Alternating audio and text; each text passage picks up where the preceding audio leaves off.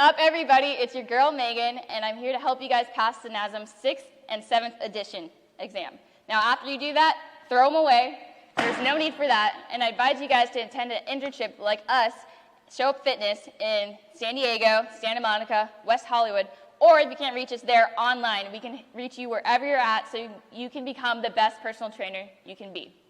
Now, today I'm going to go over the planes of motion. I set up this diagram on the side so you guys can follow along as I'm talking about it. Hopefully that helps. There's going to be 3 planes of motion. The first one is sagittal. It's going to divide the body into left and right halves. So think of an imaginary line going right down the middle of my body as such. Now there's going to be 2 actions in sagittal. We're going to have flexion, seen at the humerus, when my arms go up, and extension, when they go back down. You're also going to see it at the elbow, flexion here for the biceps, and then extension back down, triceps. We'll see it at the hip, so flexion there, and extension when I bring it back. You'll also see it at the knee, flexion up, extension back. All right, so sagittal is going to be taking place in our most everyday activities. So think when you're going up and down stairs, when you get up out of bed.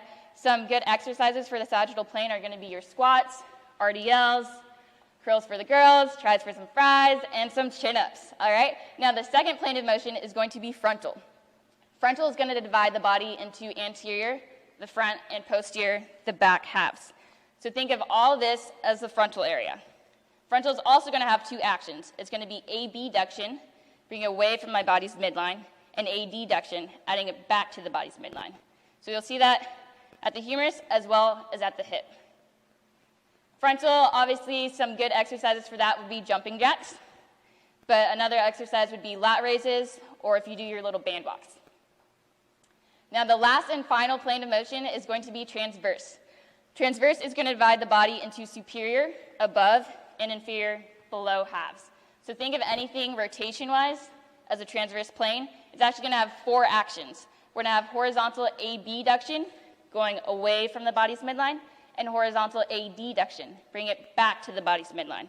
So a common exercise for that would obviously be your bench press, horizontal adduction. Next, we're going to have internal and external rotation, seen at the humerus. It's going to be internal here, as well as internal there. And you'll see external when I open up here, and external right there. Now, you'll also see it at the hip. If you can see right here, external opening up, and then internal coming back in. Now, some common exercises in the transverse plane, besides the bench press, are going to be reverse flies, or if you're doing some legs, some clams.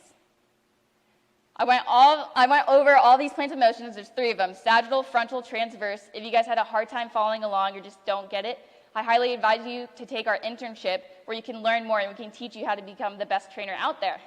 So hope you guys show up today.